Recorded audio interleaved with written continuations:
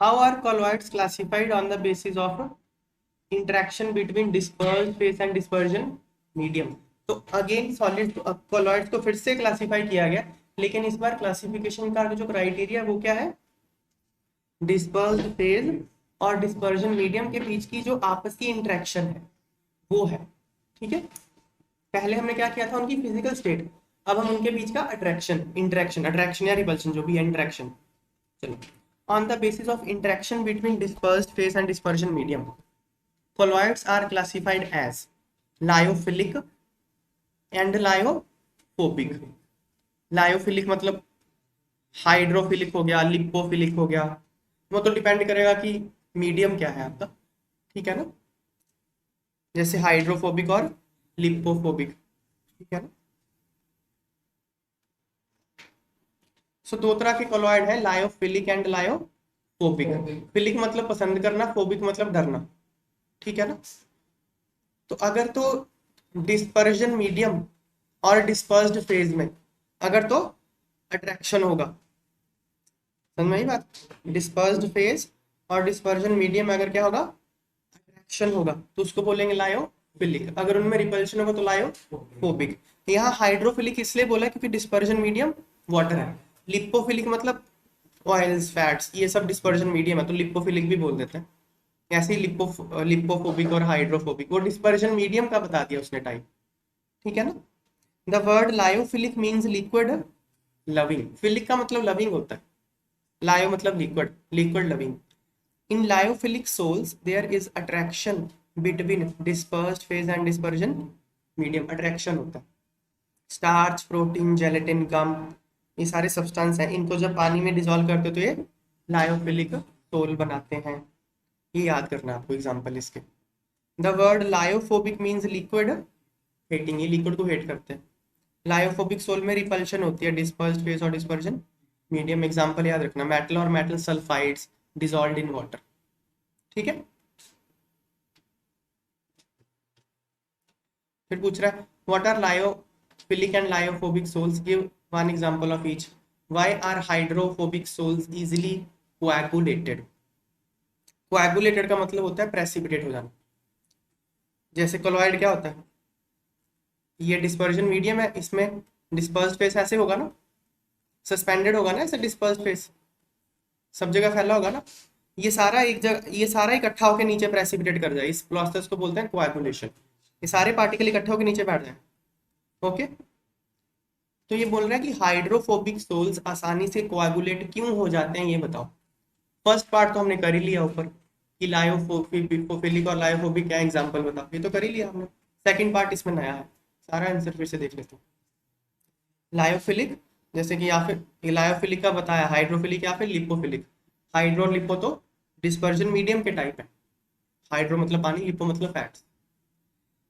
तो lyophilic and lyophobic is classification of colloids on the basis of interaction between dispersed phase and dispersion medium। देखो जिस हिसाब से उसने क्वेश्चन पूछा उस हिसाब से हमने आंसर दे दिया। ये देखो लिखने का थोड़ा ढंग बदल गया। उसने क्या पूछा था, लायोफिलिक और लायोफोबिक हैं क्या, तो हैं क्या पहले वो classification on the basis of interaction between disperse phase and dispersion medium. Lyophilic का मतलब होता है लिक्विड लविंग, लायोफोबिक का मतलब होता है लिक्विड हेटिंग। लायोफिलिक में अट्रैक्शन होती है डिस्पर्स्ड फेज और डिस्पर्जन मीडियम में, लायोफोबिक में रिपल्शन होती है डिस्पर्स्ड फेज और डिस्पर्जन मीडियम में। फिर example, starch, protein, gelatin, gums, है ना, इनको पानी में डिजोल्व कर दो, ये लायोफिलिक होते हैं। मेटल या फिर मेटल सल्फाइड पानी में डिजोल्व करके लायोफोबिक होते हैं। फर्स्ट पार्ट का आंसर हमने कर दिया। नेक्स्ट, तो hydrophobic sol is lyophobic sol where water is dispersion medium. पहले तो बता दिया हाइड्रोफोबिक है क्या। हाइड्रोफोबिक एक लायोफोबिक सोल ही है जिसमें डिस्पर्जन मीडियम वाटर है। Reason for stability of lyophobic colloid is electrostatic repulsion between charges of dispersed phase. देखो क्या है, हम यहां दिखाते हैं, ये है डिस्पर्जन मीडियम। ठीक है, तो अगर ये पसंद ही नहीं, ये है डिस्पर्स्ड फेस। ओके, अगर रेड और ब्लैक में आपस में बनता ही नहीं है तो ये ऐसे क्यों है, फिर नीचे बैठ जाए। ये बात समझ में आ रही है? अगर डिस्पर्स्ड फेज और डिस्पर्जन मीडियम में आपस में रिपल्शन है तो फिर वो ऊपर उसके साथ रहता क्यों है? बात समझ में आई? नीचे बैठ जाए ना ऐसे, शांति से नीचे बैठे, उसको जो पसंद ही नहीं है वो, तो फिर ऐसे क्यों होता है? इसका कारण है इसकी सरफेस पे चार्ज होता है, इसकी सरफेस पे कुछ चार्ज होता है, ठीक है ना, चार्ज होता है, या तो पॉजिटिव या नेगेटिव कुछ होगा। समझ में आई बात? अब ये अगर ये भी पॉजिटिव है ये भी पॉजिटिव है, आपस में तो रिपेल करेंगे ना फिर ये, तो फिर कोएगुलेट नहीं करते, आपस में इकट्ठे नहीं होते ये जो ब्लैक ब्लैक वाले डिस्पर्जन मीडियम है इनकी सरफेस पे चार्ज होता है, तो इसलिए ये आपस में रिपेल करते रहते हैं, इकट्ठे नहीं होते, कोएगुलेट नहीं होते। समझ में आई बात है? Reason for stability of lyophobic colloid is electrostatic repulsion between charges of dispersed phase. Dispersed phase की सरफेस पे चार्जेस होते हैं, वो आपस में रिपेल करते हैं, इसलिए इकट्ठे नहीं होते।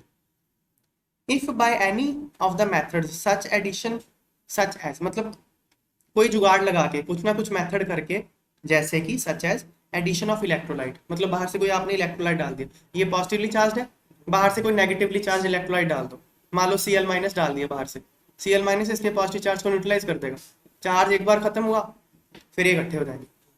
समझ में आई बात?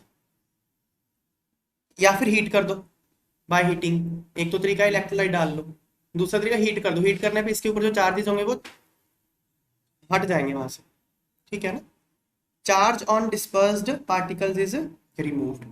तो किसी ना किसी तरीके से डिस्पर्स्ड फेज के ऊपर जो चार्ज होता है वो रिमूव किया जा सकता है, जैसे कि बाहर से कोई इलेक्ट्रोलाइट डाल दिया या हीट कर दिया। अगर एक बार चार्ज रिमूव हो गया तो लायोफोबिक सोल कोएगुलेट हो जाता है, इसलिए लायोफोबिक सोल को इजीली कोएगुलेट कर सकते हैं। क्लियर?